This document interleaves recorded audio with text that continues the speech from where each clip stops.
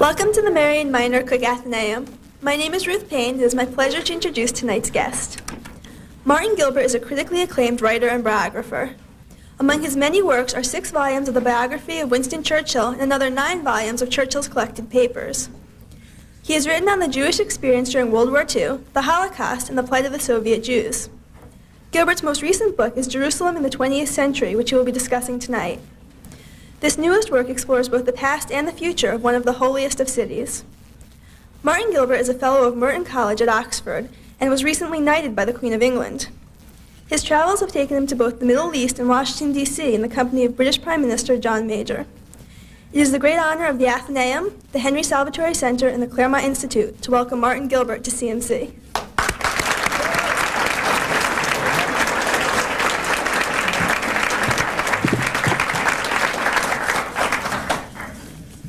Well, I'm very honored indeed to be back at Claremont. I first came here in 1962, and I first lectured here in January 1965, about a week before Winston Churchill died in London. When I was preparing my remarks for this evening, I pulled out a piece of paper from my drawer, since my family now insists that we don't throw paper away but recycle it. And this was the piece on which I decided to write on the back. And on the other side, by sheer chance, by an extraordinary chance, it said as follows: 11th of November, 1991, how marvelous to be back at Claremont. It is to Harry Jaffa and Larry Arn that I owe much more than can be expressed, and it is an honor to acknowledge it this evening. Well, all I can do is repeat that, and if invited back in 5 more years' time, perhaps I'll recycle the same remarks again. And I'm also very pleased that a number of you have come out some distance to be here, including my Oscar-winning friend, who together with me prepared the best short documentary of 1991. It's a great pleasure to see you here.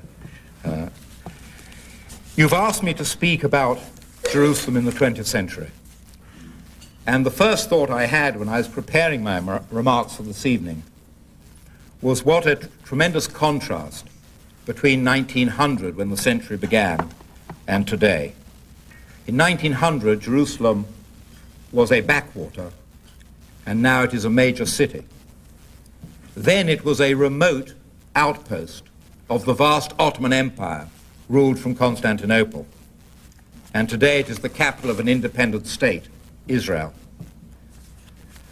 Then it was a city so unimportant that it was not listed by one of the great experts on Arab affairs who was asked about Arab independence. It was not listed in the cities which he considered crucial to Arab desiderata were the Arabs to be independent. He listed Damascus, Hama, Homs, and Aleppo. And when asked many years later, why did you exclude Jerusalem? He said, because I could not think of a city south of Damascus to which the Arabs attached any serious feelings. The first recorded census in Jerusalem took place in 1845 and was done with typical thoroughness by the Prussian consul general in the city. And from that we learn that there is one consistent factor in the history of Jerusalem, and that is that it had a Jewish majority then, as it does today. For the Jews, there are 2 Jerusalems, the spiritual Jerusalem and the earthly Jerusalem. But those of you who study the Old Testament, and one of you is sitting at my table this evening, will know that in the presentation of Jerusalem in the Bible, and it's mentioned more than 600 times, it appears as both, something to which one should direct one's spiritual thoughts, but also something which is to be rebuilt. God's promises to rebuild Jerusalem on earth form a central part of many of the pledges that he makes. He will rebuild it, and the Jews will live in it and make it flourish. Every Passover when they celebrate the escape from Egyptian slavery, Jews also pray next year in Jerusalem. And Jews in Jerusalem today often pray this year in Jerusalem. I've spoken, and in the preparation of this book, had a number of important conversations with leading Muslims in the city. Whereas every Jewish synagogue, including those, I believe you call them temples, in this area, the prayer is directed towards Jerusalem, in every mosque the prayer is directed towards Mecca. And indeed, the Jerusalem mosques, the famous Mosque Al-Aqsa, the Muslims turn and face Mecca. They turn away from Jerusalem. And indeed, Jerusalem is not mentioned at all in the Quran. All that is mentioned, and I've discussed this with the Qadi of the mosque, is that Muhammad went to heaven from the furthest mosque, the Mosque Al-Aqsa. But originally, Muslim scholars believed that this furthest mosque was some distance from Mecca, perhaps 50 or 60 miles, and had nothing to do with Jerusalem. But Jerusalem is a city of legends, and in my book I've tried to explain how these legends have gained a momentum and a power of their own. And I got a very good example of this myself when I was filming for A&E, a 3-hour film about Jerusalem, and we filmed around the mosque, and we went to that most holy place, the rock, on which Abraham was about to sacrifice Isaac. And I was telling this story at the rock itself, a very emotional moment, when the Qadi of the mosque interrupted me very politely and said, "I'm afraid you've made a mistake. It wasn't Isaac, it was Ishmael, Abraham's other son." So even from that first moment of the creation of Judaism, there was another perception. And in the Quran, there is a very moving description of how Abraham goes to visit Ishmael in Saudi Arabia, and the relationship between father and son, which, although strained, as we know from the Bible, had, according to tradition, become warm. And indeed, my rabbi in London, Hugo Gryn, who alas died a few months ago, used always to read from the Bimah, from his pulpit in the synagogue, used always to read from the Quranic description of Abraham's relationship with Ishmael, to remind his congregation, his Jewish congregation, that it was possible to have a quite different perspective and a quite different outlook on what must have been essentially the same event and was certainly the same personalities. When I first went to Jerusalem 25 years ago, it was my good fortune to meet several old-timers. And there I learned that each old-timer had a different view of the city, a different view of how it had developed, a different view of what it meant to them. I spent some time with Anwar Nusaymi, a distinguished Palestinian Arab who had earlier been the Jordanian ambassador to London. And for him, the modern Jerusalem that had developed by 1971 was not the Jerusalem of his dreams and his aspirations. He wanted the city to be almost a biblical city.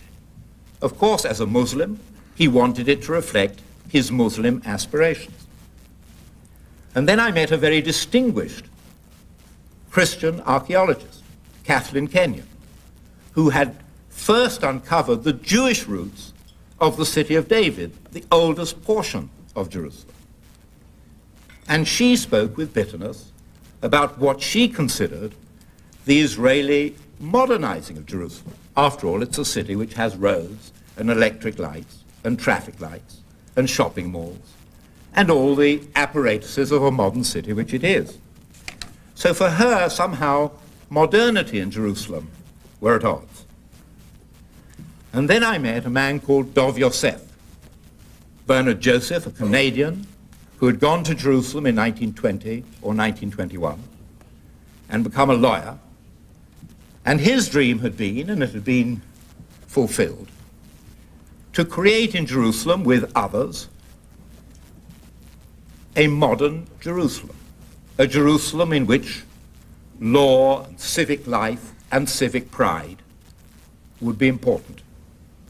And when in 1948 Jerusalem was besieged, he became the military governor of the city. And he saw the city slowly being reduced by artillery fire and by hunger and deprivation to exactly what he dreaded.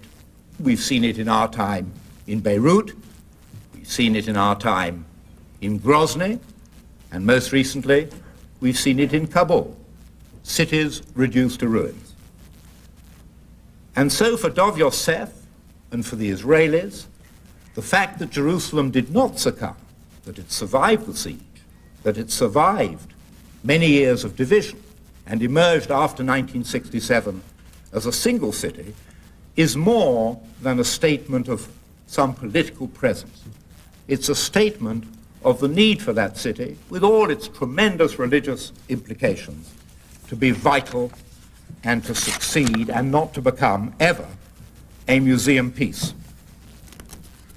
I mentioned that the city was a backwater before the First World War, the opening of the century. How did it cease to be one? First of all, in the political climate of 1900, every European power wanted to have a presence in Jerusalem. This attests to the magnetism of the city, but also to the desire of each power to establish itself as the protector of those who visited Jerusalem. And so Britain, France, Italy, Austria-Hungary, Russia, and above all Germany, built impressive buildings. To this day, the tallest buildings of the city, the high rise which dominates the city, is the Russian church, built in 1888. By far the tallest building on Mount Zion is the German church, built in 1913. And these great structures represented the European presence. The Jews had their own agenda. The Jews wanted to make Jerusalem an attractive enough city so that even under Turkish rule would draw Jews to it. And certain dates stand out. On the 12th of January 1913, a crucial date for Jerusalem, a ship left New York, and among those on board were 3 Americans. One, a philanthropist, Nathan Strauss, whose aim, which he succeeded in, was to establish a modern hospital in Jerusalem. And the building he built in 1914 is still there. And with him he brought 2 young American ladies, Rose Kaplan and Rachel Landy.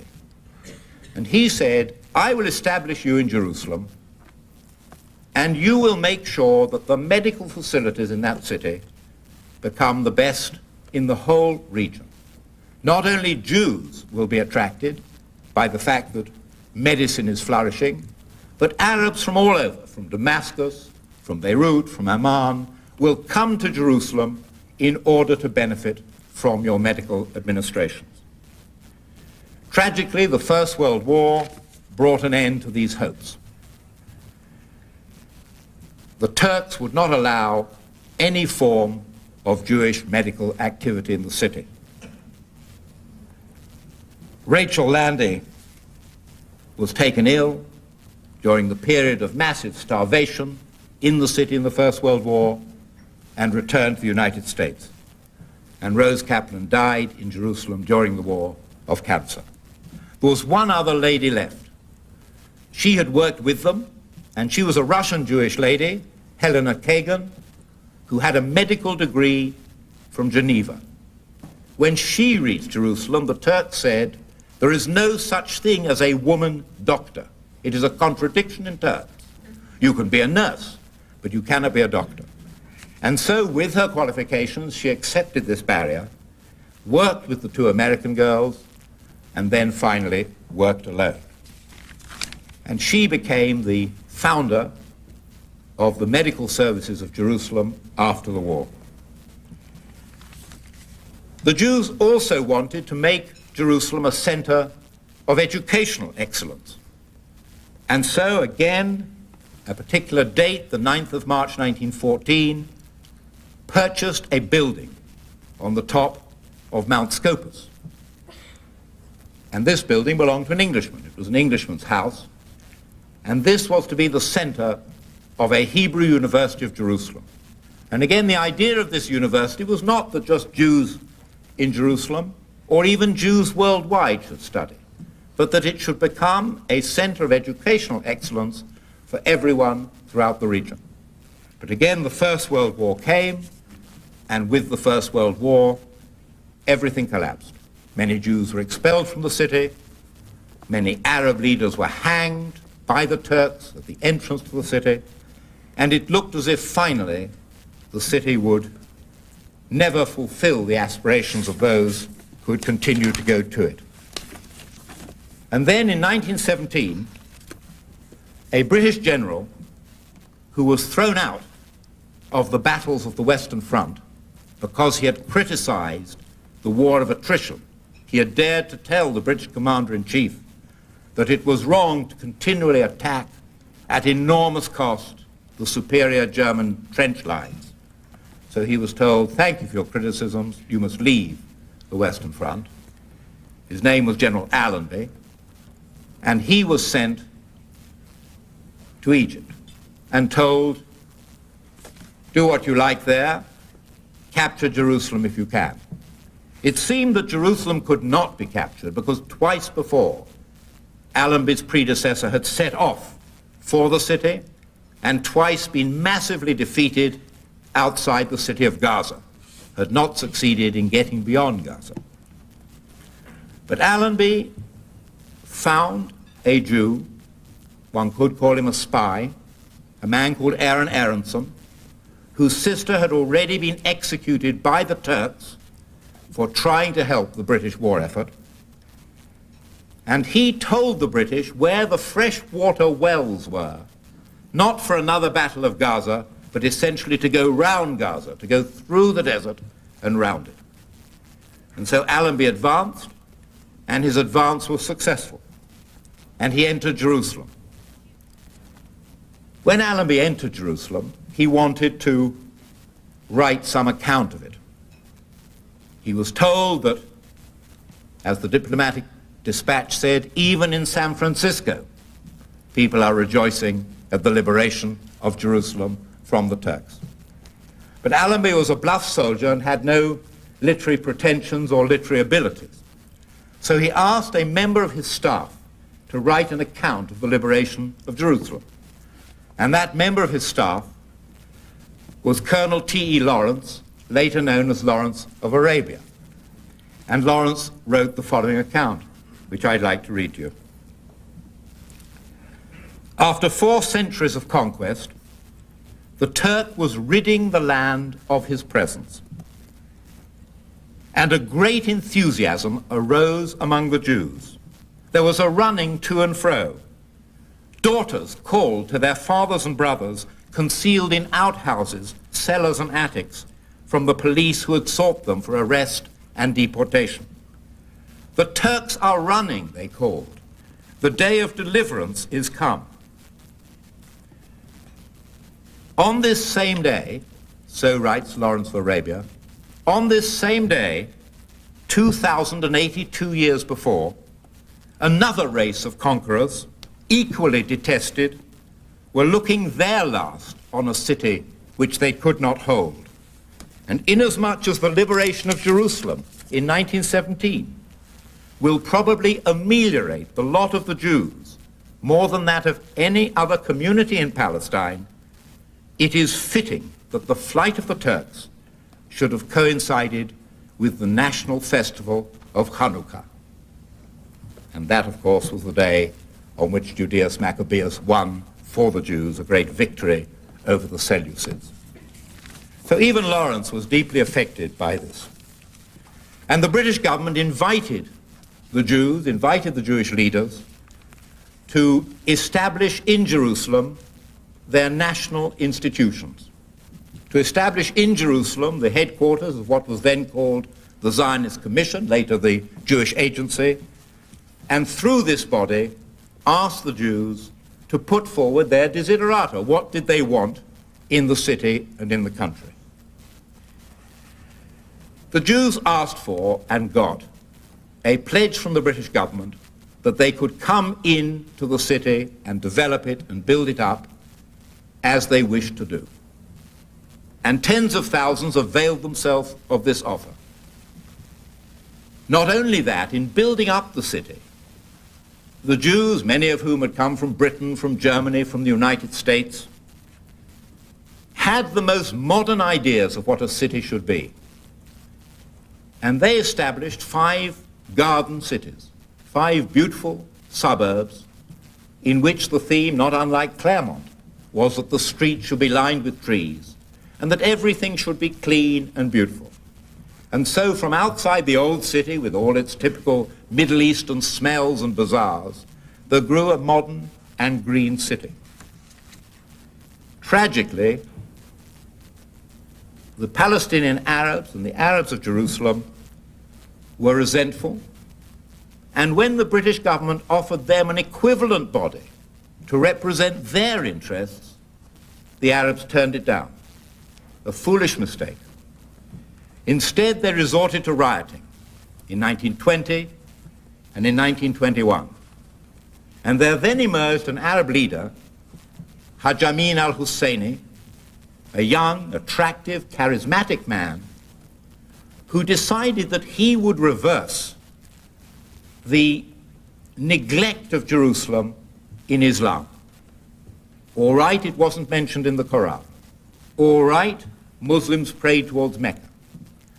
But he spent the next 15 years traveling the world, traveling the Muslim world, impressing upon those Muslims whom he met, not only Arabs, but far beyond, the Muslims of India, for example, impressing on them the importance of them making Jerusalem central to the Muslim cause.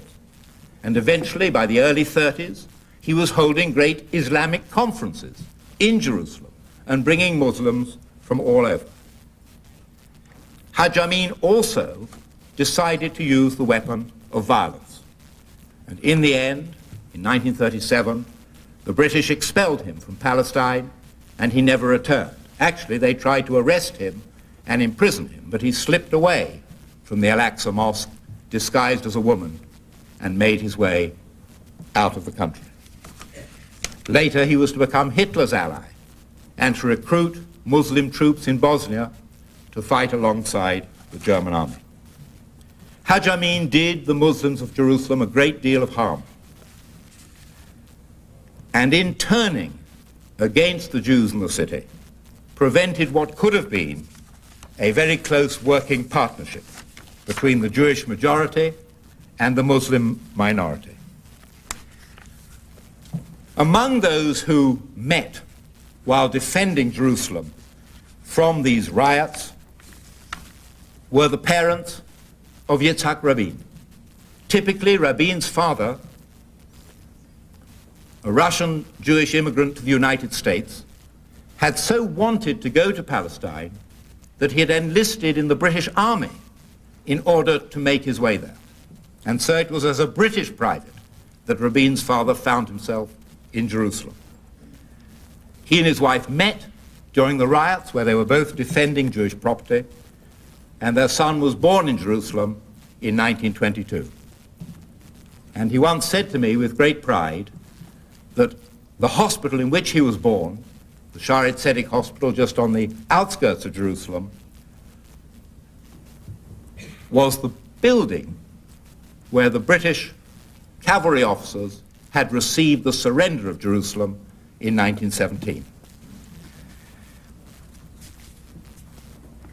I've mentioned the Jewish factor, the desire to build the city up. I've mentioned the Arab factor, the rejection of Jewish aspirations. There was a third factor in those days which remains to this day. The desire of the international community to make its will and feelings known on the future of Jerusalem. Another date which is etched in the stone of the history of Jerusalem, the 28th of August, 1919, when two Americans, Henry King and Charles Crane, appointed to their task by President Woodrow Wilson,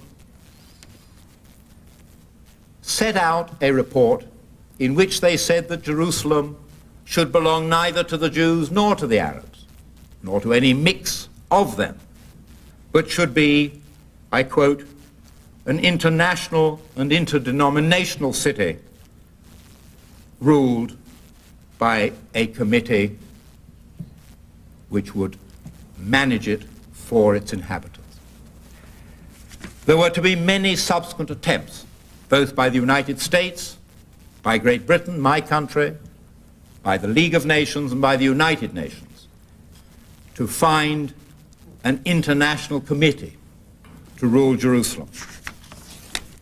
And the only thing, I suppose, on which the Jews and Arabs were agreed in their long, bitter struggle over the city was that there should be no such outside committee to rule it. But that continued and continues to be an element in the future of Jerusalem. The riots that had done so much harm in 1920 and 21 broke out again more viciously in 1936. It was a time of great violence and death in the streets. It was also a time, a turning point in Jewish history. Another date, the 14th of November, 1937, when after 10 years of what was called restraint, no Jewish reaction, no Jewish reprisal except self-defense, a Jewish group decided that they must take matters into their own hand, and on that day 7 Arabs were killed, and from then on Jewish as well as Arab killing was initiated in the city and has continued tragically until this day. It doesn't happen so often. I watched the news this evening and I see there was a killing in Anaheim, if that's how it's pronounced, a killing somewhere not far from here, and a third killing in the Los Angeles region.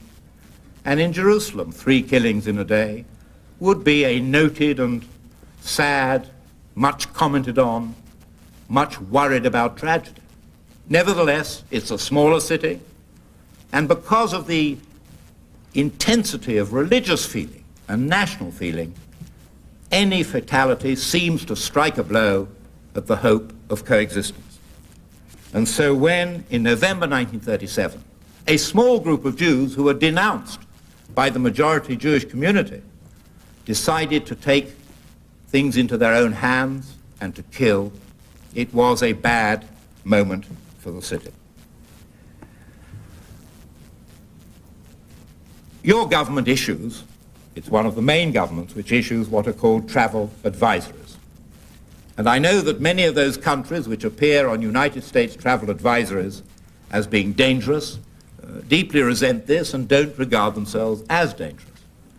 And I know from my own experience of Jerusalem that sometimes a United States travel advisory that Jerusalem is dangerous is resented deeply by the inhabitants of Jerusalem.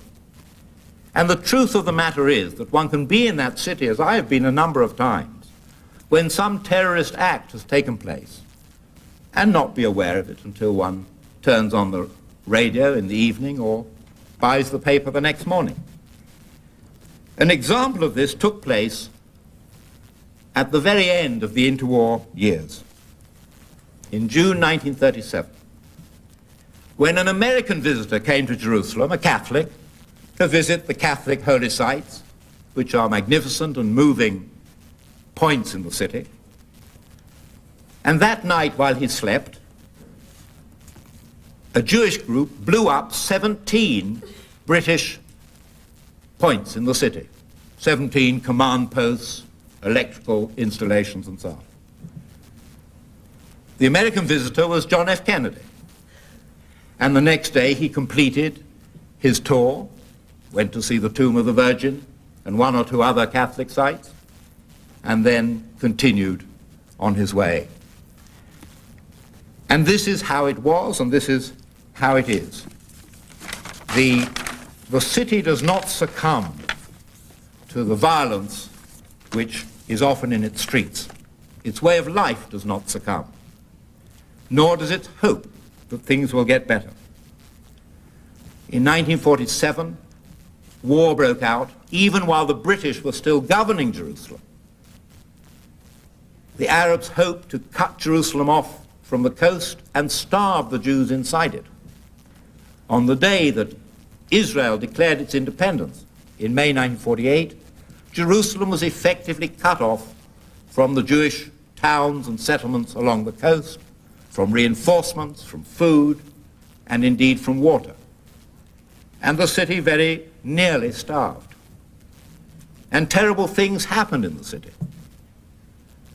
Many people died under the bombardment and in terrorist actions. But somehow it survived. And when the armistice was signed in 1949, it was divided, it was battered, it was dusty, it didn't have much greenery, but it remained somehow, if not a single city, two halves in which life continued. And on both sides of the divide, an effort was made to get back into the stride of normal life. But it was hard. One of the great figures in the Arab world, the Emir Abdullah, the ruler of Transjordan, whose forces occupied the eastern half of the city, came to the city and was assassinated by a Palestinian Arab in the presence of his grandson, the present King Hussein. Could the city ever escape division, and could it ever escape death? In 1953, those of you who were around then in the United States may remember a celebration in Madison Square Garden at which Frank Sinatra sang and Edward G. Robinson spoke very movingly. This was a celebration of the 3,000th anniversary of Jewish Jerusalem. And because Jerusalem is a city of myth and exuberance, last year the city again celebrated its 3,000th anniversary. And I was credibly told by a rabbi, an Orthodox rabbi to whom I spoke a few months ago in Jerusalem, that actually the correct date was something like 2007. So if I would come back then, I could have, as it were, a third celebration of the same historic event. Visionaries have always gone to Jerusalem.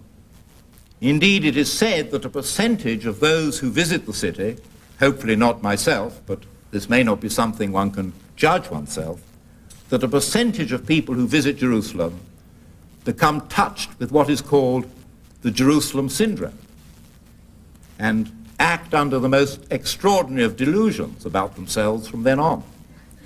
While we were filming last year in Jerusalem for A&E, we came across King David. That's to say, a young man dressed as King David. And when I complimented him on his robes and his crown, he was indignant. He was King David. Not dressed as the king, he was the king. And so, to make things easier for the filming, we naturally flattered His Majesty and were polite to His Majesty. And he played the harp rather passably, perhaps not as well as King David might have done, but he entertained us. A real visionary reached the city, or came to prominence in the city in 1965. And this was Teddy Kollek, who became mayor that year while the city was still divided.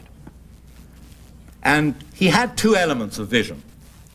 One was that the Arab minority in Jerusalem was and must be an integral part of the city, and that meant an integral beneficiary, an equal beneficiary of whatever facilities the city could lay on. And his second vision was to make sure those facilities really improved. Difficult in a divided city with barbed wire and concrete down the middle and snipers' alleys, difficult to have facilities. But Kollek came here to the United States, persuaded an American to give him a sum of money, not a large sum, to make a tiny little garden, something I'm afraid that Claremont would not notice amid all its wonderful greenery. A tiny garden about the size of a drawing room, and this was the beginning. And I believe today, under his persistence and perseverance, there are more than 1,000 gardens in and around the city, some small and some large. And Collect's greening of Jerusalem was more than that. It was trying to bring to Jerusalem, as the garden cities had tried to do in the early 1920s, something not only of the normality of life, but of the special quality of life, which a city like Jerusalem, he felt, could and must offer to those who lived in it and those who visited it. And then 2 years after he became mayor, the War of 1967 took place. And the city was reunited under Israeli rule. One city was created, and in an instant, the concrete barriers were blown up and the barbed wire barriers were taken away. And today it's almost impossible to trace where that line of division had been. And Collect worked tremendously hard to make Jerusalem not only a normal city, but a super city. Archaeologists began digging to discover more of its history. And then came another repetition of what I suppose you could call the Woodrow Wilson syndrome. Outsiders feeling they knew better than residents. And this was on the 10th of November 1976, the joint American-British condemnation of Israel for its archaeological work in the city of Jerusalem. Archaeological work, incidentally, which was uncovering Christian, Muslim, as well as Jewish ancient activities. Outsiders are often very intense in their virtue, but it does need, I think, insiders to understand what can be done and to break log jams of superstition. And on the 19th of November 1977, a date which no Jerusalemite will ever forget, President Anwar Sadat of Egypt appeared in the city. His country was technically at war with Israel, and 3 years earlier had launched a totally unprovoked attack on Israel, the October War.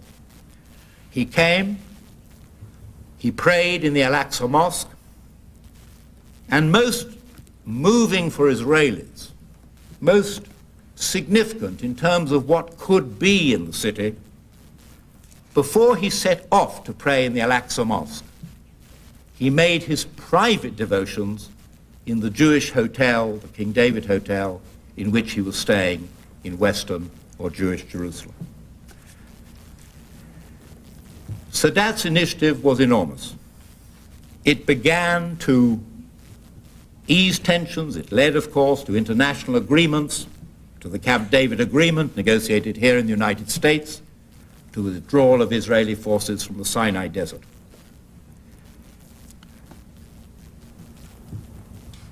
Peoples and governments are often at loggerheads. I've no doubt that the peoples of Jerusalem wanted to proceed along the path of reconciliation. But a new government decided to move in a different direction. And in 1980, Israel, which had been in occupation of East Jerusalem for 13 years, annexed it. And that is the situation today from the Israeli perspective. But this act of annexation, without proper consultation or consideration, led again to an upsurge of outside pressure and dissent. And again, the United States and Britain, we tended to act in tandem on this issue, condemned the annexation and have never recognized it to this day. And shortly afterwards came the Intifada, the Palestinian uprising, and it too had a sad effect in Jerusalem. Not in terms of the numbers killed, but in terms of the fear in the city streets, the sense that once again stones were being thrown where taxis ought to be scuttling about. The shopkeepers were closing their shops where shops ought to be open. And with every knifing, with every killing, a sense of despair. And just as in Britain in 1940, by December 1940, people began to wonder, will the Blitz ever end? Or will we somehow have to give up under this perpetual pounding of the German bombers? So in 1988 and 1989 and 1990, the people of Jerusalem went about in a very depressed mood.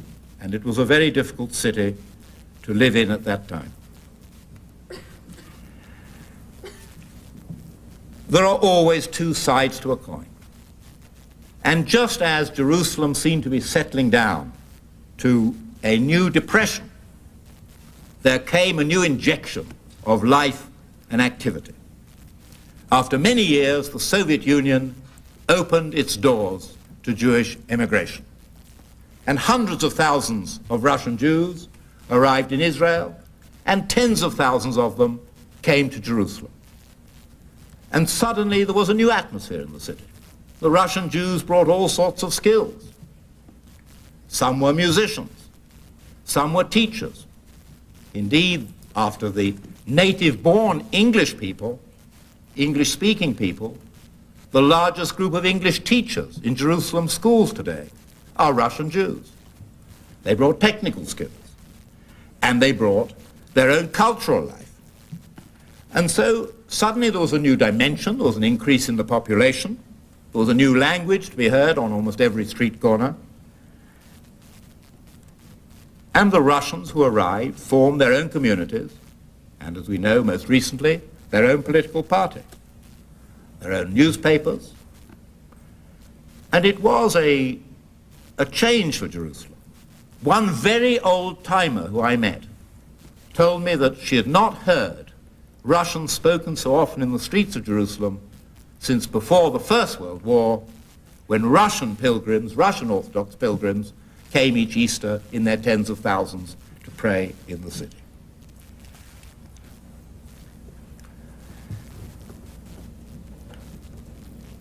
The peace process, as it's called, affected Jerusalem deeply. First of all, the treaty which Israel signed with Jordan meant and means that you can, if you want, get up in Jerusalem at 6 or 6:30 and be in Amman for breakfast with a Jordanian friend or colleague 2.5 hours later. Something I've done and something which is very pleasant. And what is pleasant for Jerusalemites, pleasant and remarkable, is to see their city from the Jordanian side of the Jordan Rift Valley. For 21 years I have looked at the lights of Jordan from my balcony. And last year twice I looked at the lights of my balcony from Jordan. And it opens up a vast perspective, a vast new area of hope.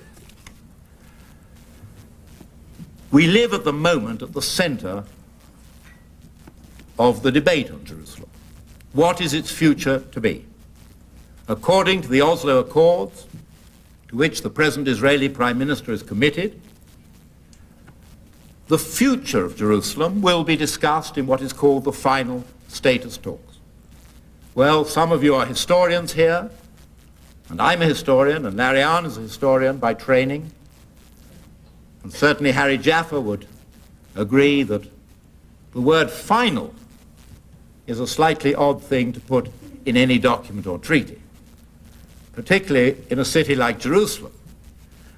After all, I'm sure the Romans, when they destroyed the temple, thought that that was the final act of statesmanship or destruction in the city, and that Jerusalem would finally be a great Roman city. And I've no doubt that the Crusaders, when they came in 1,000 years later, were certain that theirs was the final status of Jerusalem. And so the concept in international agreements of a final status may be optimistic. On the other hand, perhaps those who are negotiating will be affected, in the best sense of the word, by the Jerusalem syndrome, and will come to some agreement as to the future of the city. We don't know, and whatever I know about Jerusalem, I certainly would not dare or even dream to predict. It was Winston Churchill who was once asked on something he knew a lot about. What was about to happen, what would be. And he replied with absolute truth, the future, though imminent, is obscure.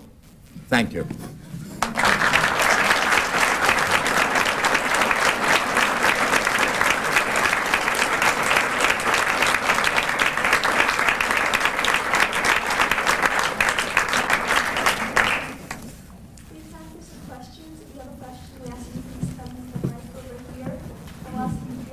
Brief and that priority be given to students.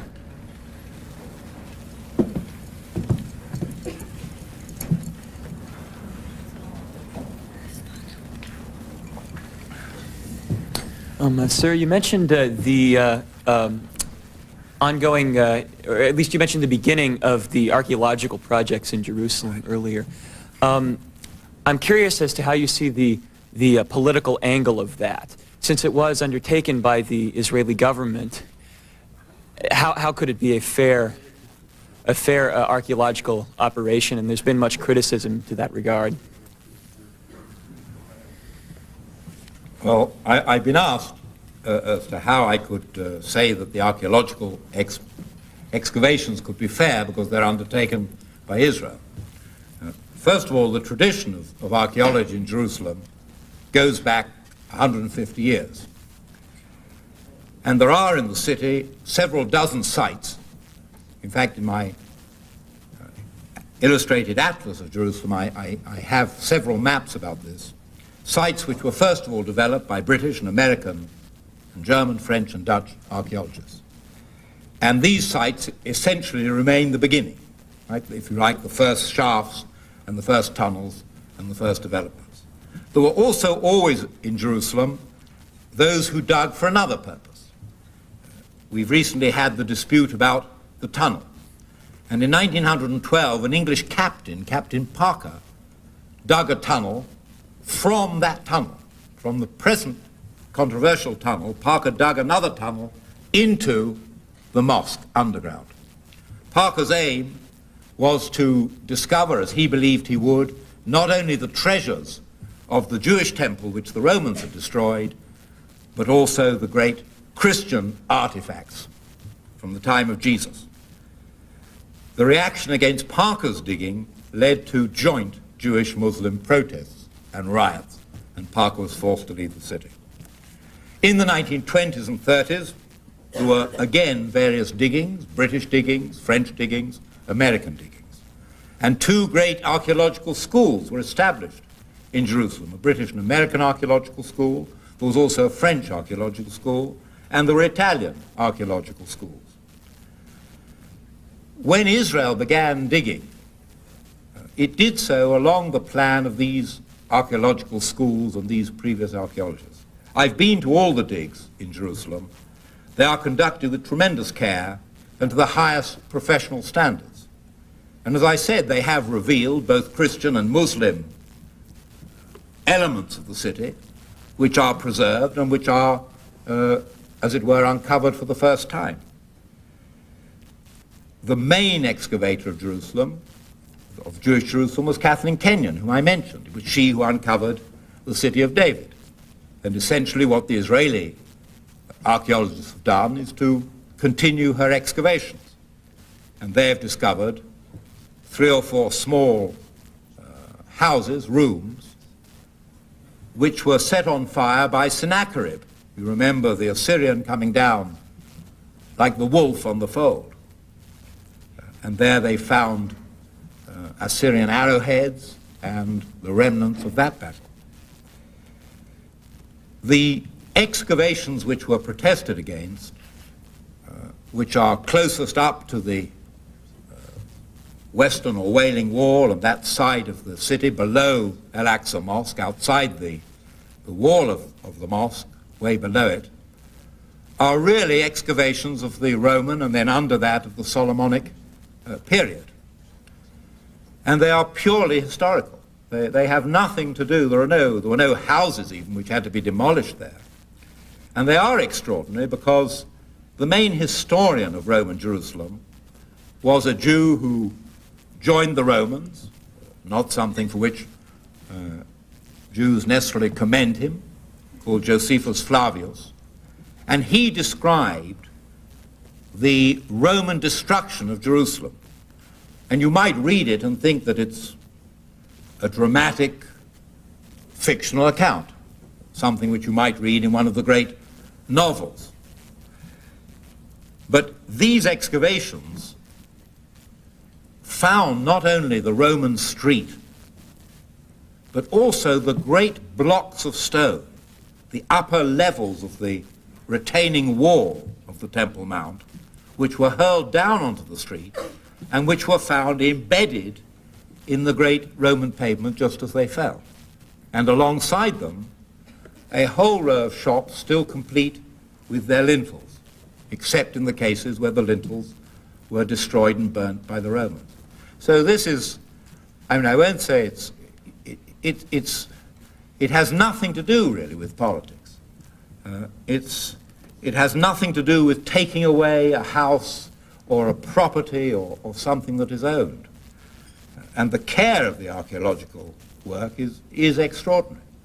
The excavations around the Damascus Gate, for example, which revealed certain Roman structures, this is the main Arab gate in the city, have tremendously enhanced the appearance of the gate, which, if you look at photographs of 100 years ago, it has deepened the area of the wall which has been exposed. First of all, the wall of Suleiman, the great Muslim builder of the walls of Jerusalem, and then the older walls. So I don't think it's right. I mean, it was a condemnation by UNESCO, which archaeologists rejected. And it was a condemnation at the time when virtually everything that Israel did was being condemned by some sort of majority, though not by everybody. Even it took place a year after the Zionism is Racism resolution, which has now been overturned by the United Nations, but which at the time was, in a way, an extraordinary assertion by an international body that an ideology was racist. And in this vote, the main democratic powers, in fact all the democratic powers, refused to accept the United Nations condemnation. Britain and the United States, for example, who are not friends of Israel, who've never recognized, as I said, East Jerusalem as Israeli, nevertheless felt that these condemnations went too far. And I think anybody who goes there and goes to these archaeological sites is enormously struck by the care and the greening of them and the tending of them. And I certainly wouldn't have thought they were really a cause for complaint.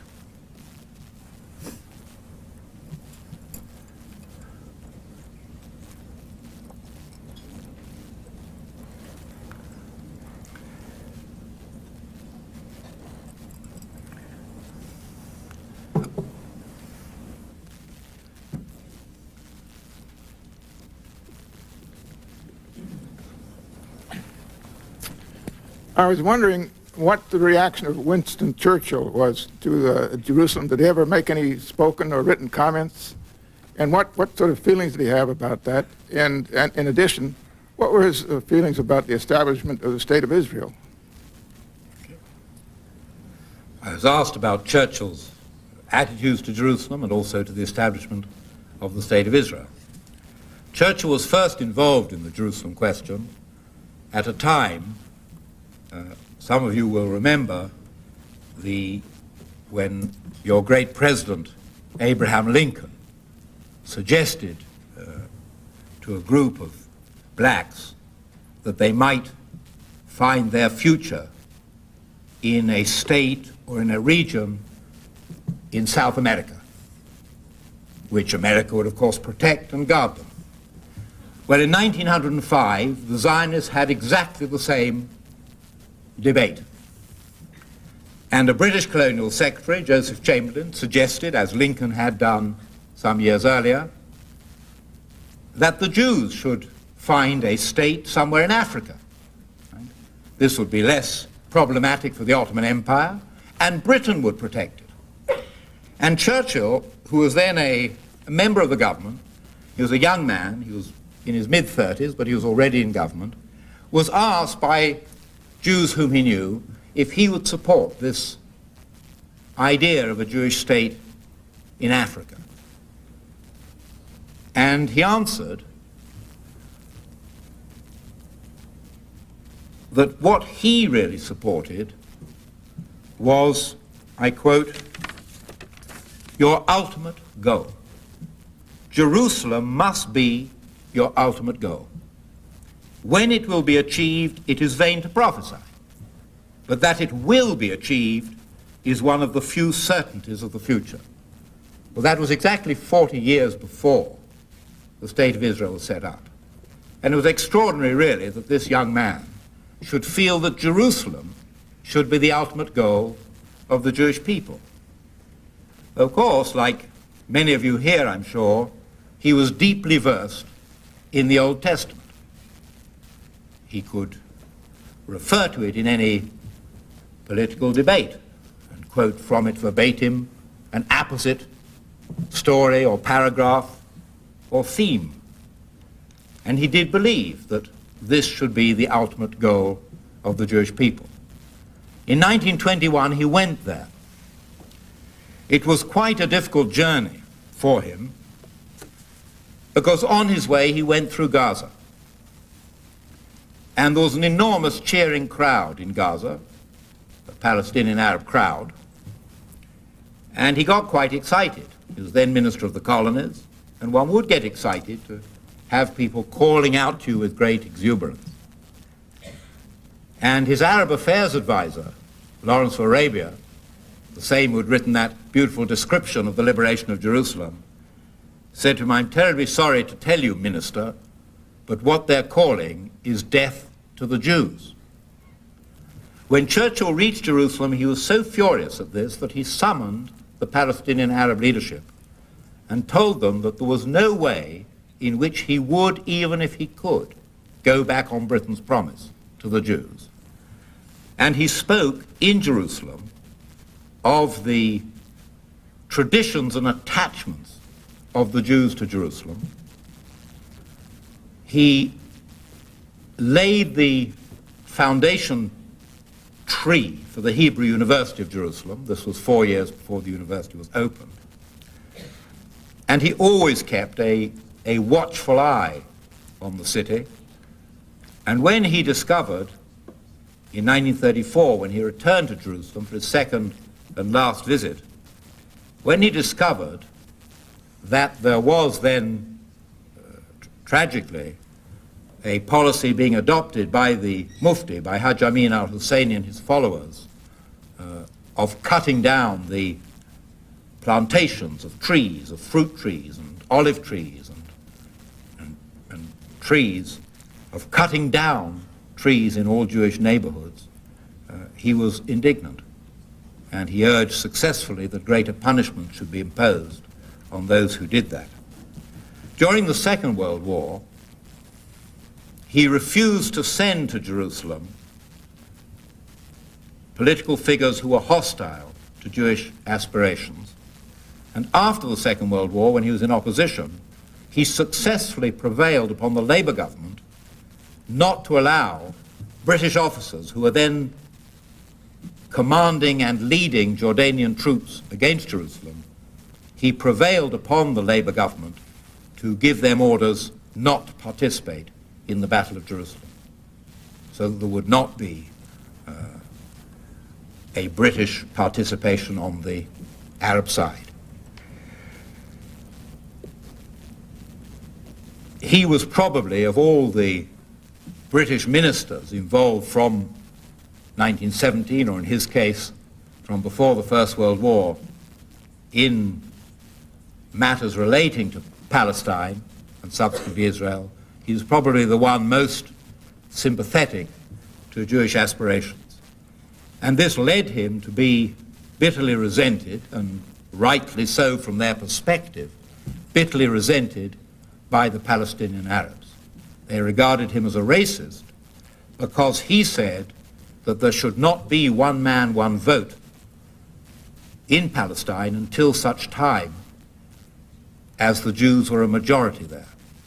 And probably the greatest democratic instrument of our century, the Atlantic Charter, under which Franklin Roosevelt wanted the post-World War, the post-war world to consist of nations governed by their majorities, Churchill insisted that Palestine be excluded from the Atlantic Charter because he knew that the Arabs, who were then a majority in all Palestine, would, the moment they got their one man, one vote, pass legislation to prevent any future Jewish immigration. And he knew that from his discussions with the Palestinian Arabs in every decade.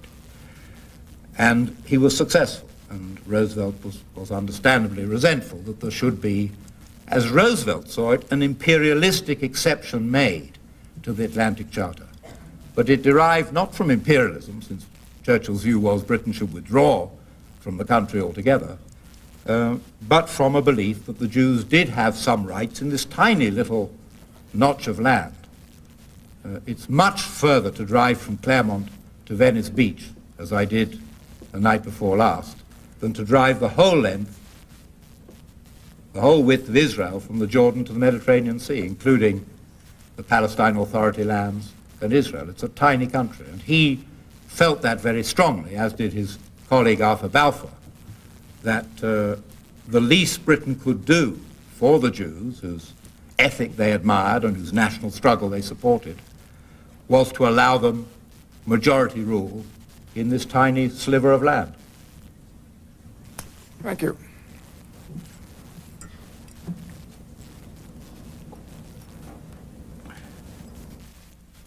We have time for one more question. Just a quickie. I was lucky enough to be in Israel this summer for a week. I attended a wedding there. And like tourists, we went to Jerusalem and went to the Old City. When we got to the Wailing Wall, or Western Wall as they call it there, my wife and her sister were rather indignant to find that 1/3 of the length of that wall was partitioned for women. The rest was for men. And I said that probably this is a comparatively recent division, and I suspect that probably women were sometime not too long ago weren't allowed at the wall. Would I be right? Well, oddly enough, the exact reverse is true, that if you look at any 19th century photograph, you see that men and women prayed at the wall without any division and equally. But, well, religions generally, I think, in the world are taking a lurch to the right, particularly in countries which have other problems besetting them. And this is a recent development, but I wouldn't have thought that it was something one need necessarily get too indignant about. I mean, the only people who pray at the wall in the main are those who accept this partition. And I can't quite envisage of a Jewish man and woman who were so determined to pray together that they would, as it were, flout what has become a relatively harmless custom. But it is a custom, and it may last, but it may not be part of the final status of the war. Well, since that was so quick, we'll take one more question. You've pointed out nicely that the current situation in Jerusalem has developed in large part, under the influence and power of Great Britain and more recently of the United States, which means that we have some responsibility for the situation there now and some power to influence the future. And I wonder how we should do that, especially in light of the fact, as you said, that the ultimate settlement of the position of Jerusalem is a thing left open for the future. What policy might we Americans usefully pursue? Well, I must say, although Larry is my friend, this is not a planted question. And it's also not an easy question. The participants in the negotiations, the Israelis and the Palestinian Authority, have really from the beginning, in fact before Oslo, made it clear since the Madrid discussions began that it was to be their negotiation and their decision. And one of the things which in a way first of all held up the negotiations and then speeded them forward was this factor. And I think the most impressive thing about the negotiations, particularly at the time when they were going very well until the recent Israeli elections, was just how much the face-to-face discussions, including incidentally many face-to-face discussions on Jerusalem, which were held in different venues around the world, just how much these made progress, because it was the two peoples who were having to live with the problem and would live with the solution who were negotiating. And I think both Britain and the United States accepted that. And they accepted that their roles would be as facilitators when things began to go wrong. And that's why when things began to go rather terribly wrong recently, the Washington summit was held. And that was an attempt, I think a perfectly legitimate attempt, to see if it was possible for a third party to advance the matter when the parties themselves were at loggerheads. There's also the financial aspect, and here I hope that I meet with your sort of Republican approval when I say that the United States, and to a lesser extent Britain, but the United States massively, has the ability and is using its ability to create the many different financial desiderata for a smoother way forward. I mean, this isn't a question of bribing people to accept something which isn't really acceptable to them.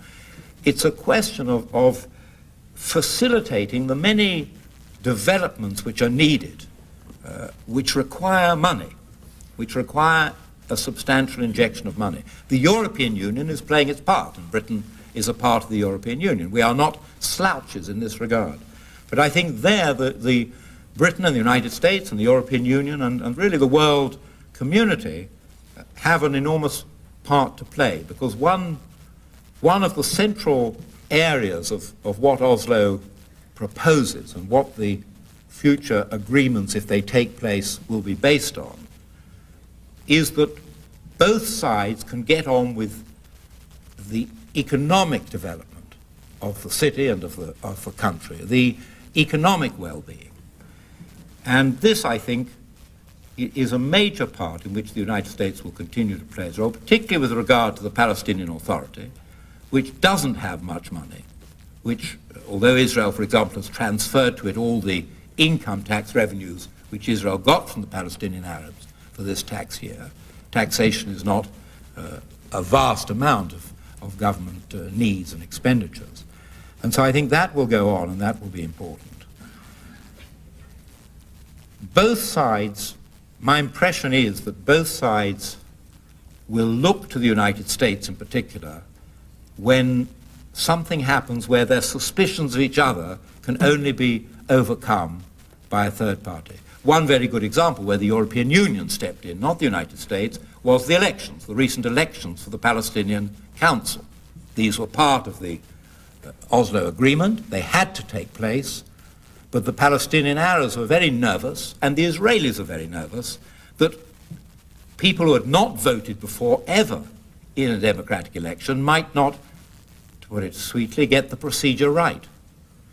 And so outside involvement was brought in, was welcomed, and proved effective. It doesn't only happen in the Middle East. Amazingly, if you have any historical perspective, the Duma elections, which I witnessed in Moscow at the beginning of this year, the Russian Duma elections, had overseas monitors. The great Russia accepted that because of the turmoil in the country, there should be some outside monitoring of what was going on. And I think this is the role to play, and it will happen whenever there is a glitch or a hiatus. And then it will be up to the United States or Britain or the European Union, or perhaps countries outside these two areas, to offer their services, their goodwill. But America is tremendously respected, not only for the power of its purse, but the American polity, the American way of doing things, the American Constitution. These are all things which are relevant to how these two little countries are going to structure themselves.